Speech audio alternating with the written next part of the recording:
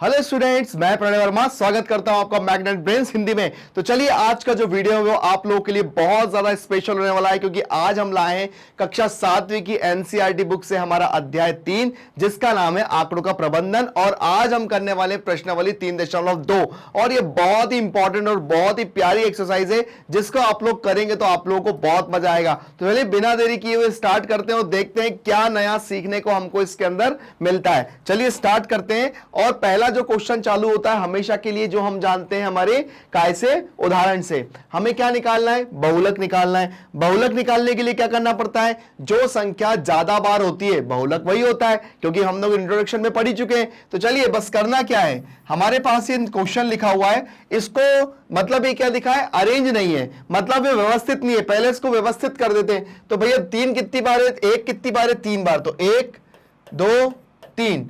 उसके बाद 2 कितनी बार है? 1 2 3 4। तो 1 2 3 और 4। फिर उसके बाद 3 कितनी बार है? 3 तो एक ही बार है। और 4 कितनी बार है? 4 2 बार है। ठीक है, तो बस अब आपको क्लियरली समझ में आ रहा है कि हमारा बहुलक इसमें क्या हो गया। बहुलक इसमें क्या हो गया? इसमें बहुलक हमारा 2 हो गया। बहुत छोटा सा क्वेश्चन था पर बहुत अच्छा भी था। चलिए आते हैं नेक्स्ट क्वेश्चन पे, देखते हैं क्या दिया हुआ है अगला क्वेश्चन बिना देरी किए हुए।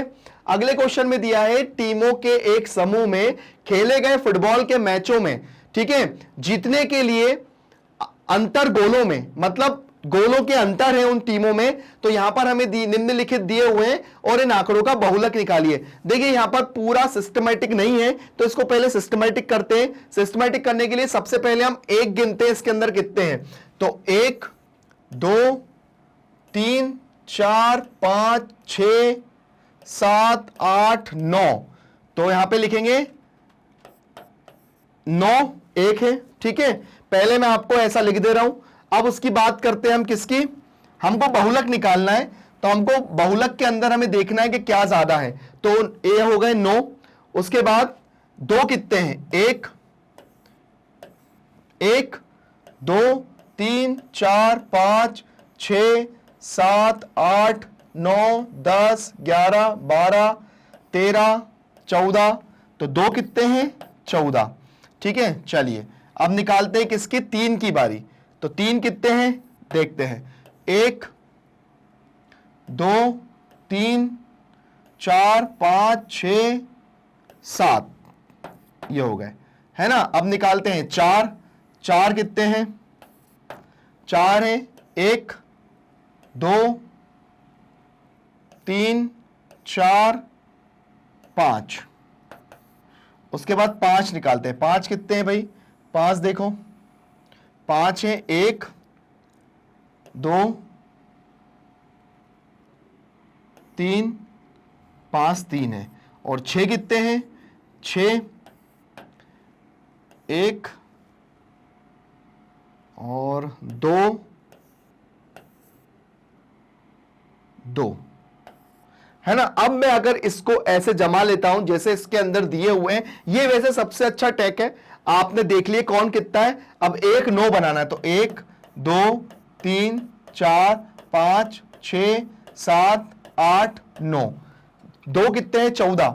1 2 3 4 5 6 7 8, 1 2 3 4 5 6 7 8 9 10 11 12 13 14। ठीक है, और 3 कितने हैं? 7। 1 2 3 4 5 6 7। और 4 कितने हैं? 5। तो 1 2 3 4 5। और 5 कितने हैं? 3। तो 1 2 और 3। और 6 कितने हैं? 2। तो 1 और 2। अब आपको सबसे लंबी लाइन किसकी दिख रही है? यहां पर आपको सबसे लंबी लाइन दिख रही है 2 की। 2 की दिख रही है ना, क्योंकि 2 कितने हैं यहां पर? 2 यहां पे 14 है। तो हमारा बहुलक क्या हो गया? यहां पे बहुलक क्या हो गया? हमारा बहुलक इसमें 2 हो गया। तो ये क्वेश्चन ऐसे सॉल्व करना था। आप पहले उसको ऐसे रफली लिख लो, फिर उसके बाद बढ़िया आराम से उसको लिख लो, ताकि कोई गलती नहीं होगी उसको सॉल्व करने में। तो है ना कुछ नया चीज। तो चलिए बने रहिए और देखते रहिए कौन कौन से क्वेश्चन है जिनको हम अभी सॉल्व करेंगे। चलिए आते हैं नेक्स्ट क्वेश्चन पे। नेक्स्ट क्वेश्चन में दिया है निम्नलिखित संख्याओं का बहुलक ज्ञात कीजिए। यहां पर भी बहुलक निकालना है, तो सबसे पहले ये तो खैर छोटा है, तो सबसे पहले 2 से चालू हो रहा है, तो यहां पर वैसे सब अरेंज ही है, सब अरेंज ही है।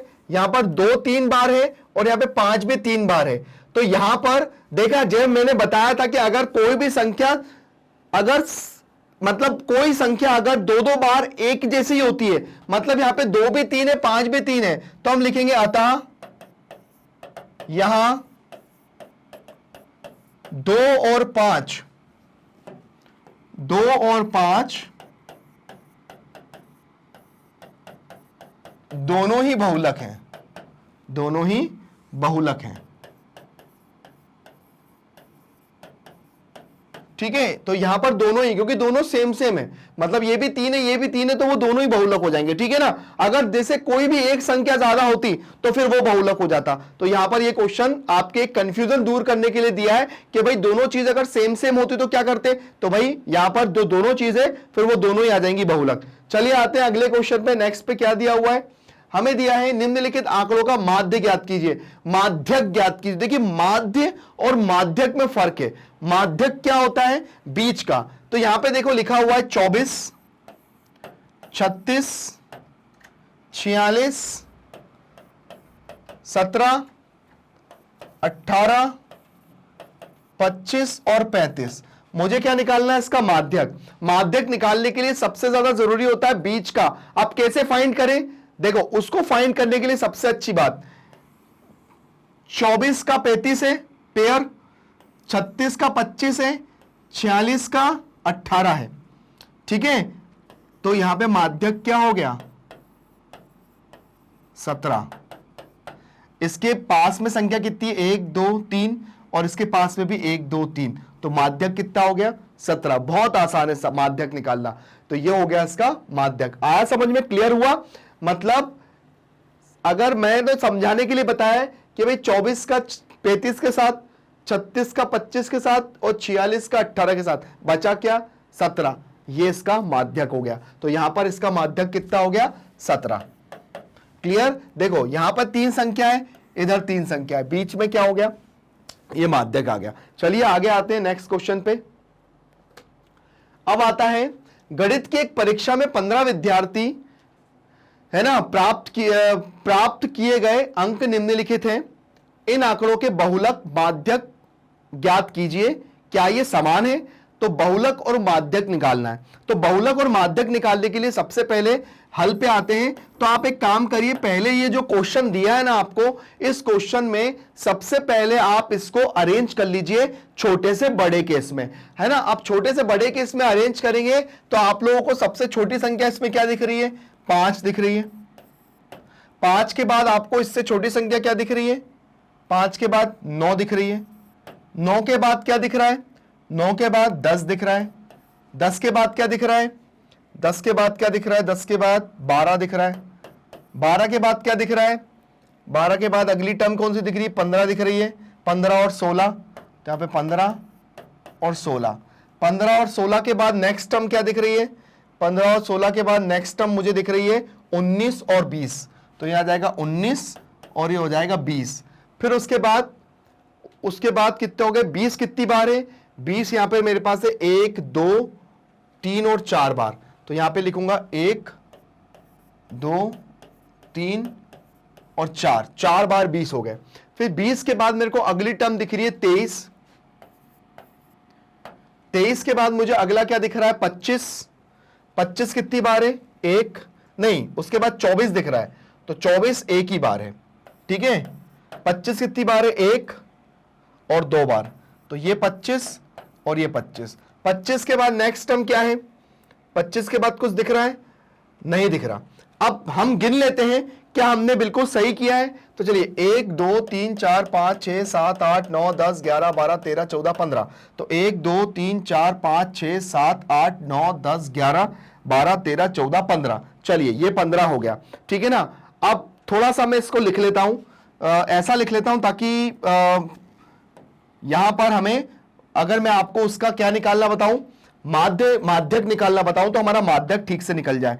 तो ये है 5 9 10, 12, 15, 16, 19, 20, 20, 20, 20, 23, 24, 25 और 25। ऊपर की टर्म आप मिटा दीजिए।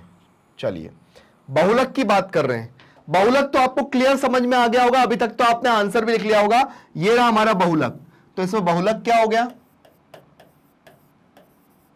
बहुलक हो गया 20। ये हमारा बहुलक हो गया। ठीक है, अब क्या निकालना है? बहुलक तो हो गया, अब निकालना माध्यक। मैंने बताया था माध्यक निकालने के लिए जोड़े बनाया करो। 5 का जोड़ा बन रहा है किसके साथ? 25 के साथ। 9 का जोड़ा बन रहा है 25 के साथ। 10 का जोड़ा बन रहा है 24 के साथ।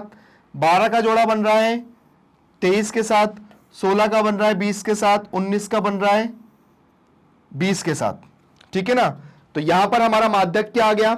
यहां पर हमारा माध्यक आ गया 20। ठीक है ना? तो यहां पर हमारा माध्यक क्या आ गया? देखिए 1 2 3 4 5 6 7 8 9 10 11 12 13 14 15।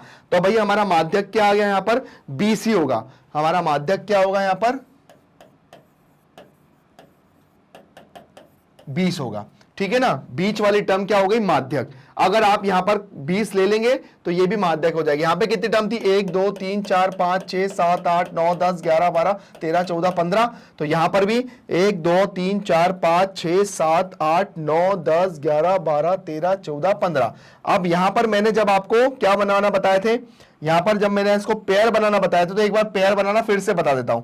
या तो आप ऐसा भी दिख लो कि भाई यहां से इसका जो पेयर है वो 25 है, 9 का पेयर भी 25 है, 10 का पेयर भी 24, 12 का पेयर 23, 15 का पेयर 20, 16 का पेयर 20, 19 का पेयर 20। ये देखिए यहां पे आप पेयर बिल्कुल ठीक बनाए।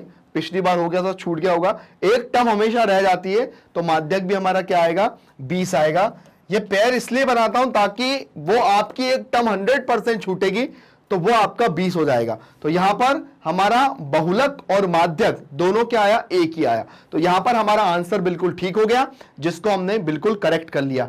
आगे आते हैं, देखते हैं क्वेश्चंस में हमें और क्या क्या दिया हुआ है और कौन कौन से चीजें हैं जो हमसे नहीं पूछी गई हैं। चलिए आते हैं नेक्स्ट क्वेश्चन पे। नेक्स्ट क्वेश्चन दिया है, एक क्रिकेट मैच में खिलाड़ियों द्वारा बनाए गए रन इस प्रकार हैं। ये क्रिकेट खिलाड़ी द्वारा बनाए गए रन है। इन आंकड़ों के माध्य भी निकालना है, बहुलक भी निकालना है और माध्यक भी निकालना है। क्या ये तीनों समान है? तो चलिए सबसे पहले हल पे आते हैं। और हल के लिए मैं क्या करता हूं, सबसे पहले तो मैं इनको एक लाइन से लिख लेता हूं, ताकि क्या होगा, इसके दोनों के में से एक दो के आंसर तो मैं निकाल लूंगा। किसके? बहुलक के और माध्यक के। फिर बचेगा माध्य निकालना।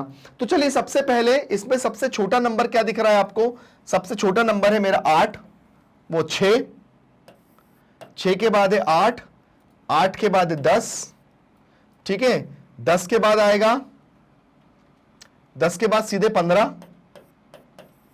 ठीक है, लेकिन 15 यहां पे 2 बार है, 10 भी 2 बार है। देखो 10 भी यहां 2 बार है, 15 भी यहां 2 बार है।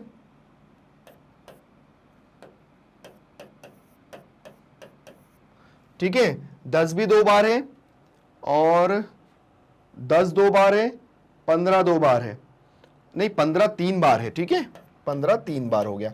उसके बाद नेक्स्ट क्या है? 15 के बाद डायरेक्ट नंबर कौन सा आ जाएगा? 15 के बाद आपको दिख रहा है यहां पर 50, 50 के बाद 80 और 80 के बाद डायरेक्ट नंबर है 100 और 120। अब एक बार काउंट कर लेते हैं, काउंट कर लेते हैं, मतलब 1 2 3 4 5 6 7 8 9 10 11। 1 2 3 4 5 6 7 8 9 10 11। बिल्कुल ठीक है, हमने बिल्कुल सही नंबर चुना। देखिए हमारा बहुलक तो हमको क्लियर दिख रहा है, तो बहुलक कितना हो गया? बहुलक हो गया मेरे पास 15।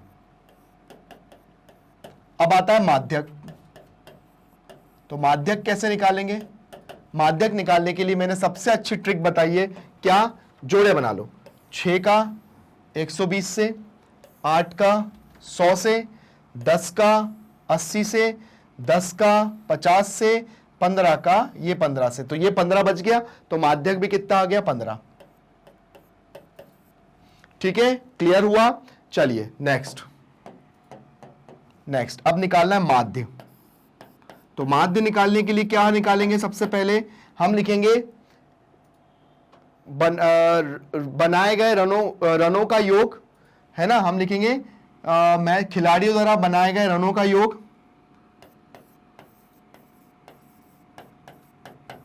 खिलाड़ी द्वारा बनाए गए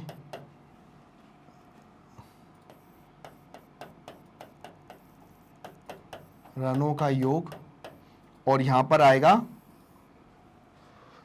आएगा कुल रन, है ना, कुल रन, कुल रन मतलब 1 2 3 4 5 6 7 8 9 10 11 ही है ना। 1 2 3 4 5 6 7 8 9 10 11। चलिए यहाँ है 6 8 10 10 15 15 15 50 80 100 120। अब जब हम इन सबको प्लस करेंगे तो हमारा जो टोटल आएगा वो आएगा 429 अपॉन 11। अब जब 429 को जब हम डिवाइड करेंगे तो हमारे सामने आंसर कितना आएगा, चलिए देख लीजिए, 429 अपॉन 11।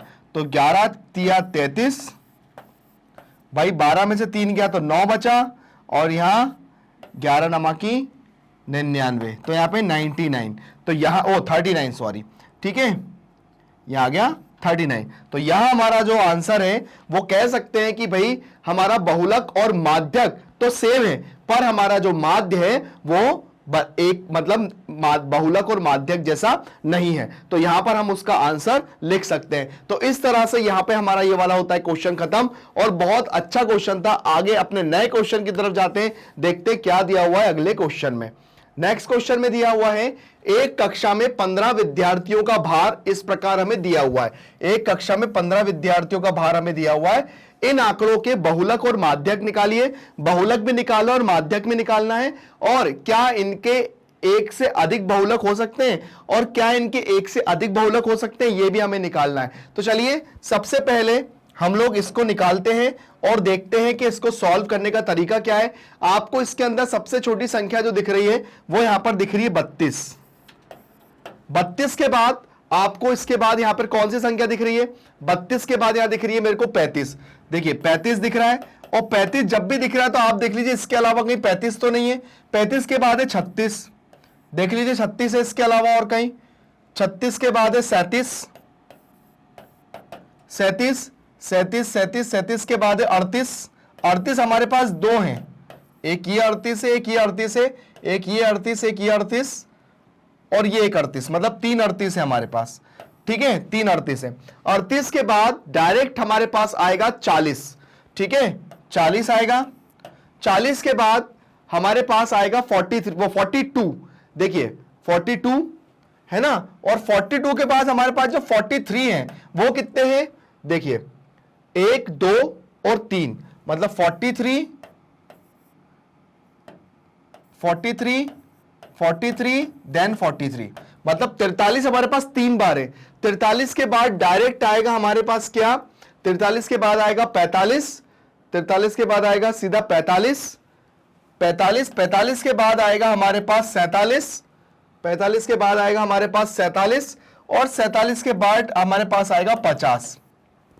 अब एक बार हम लोग नंबर की काउंटिंग कर लेते हैं, कितने नंबर है, 1 2 3 4 5 6 7 8 9 10 11 12 13 14 15।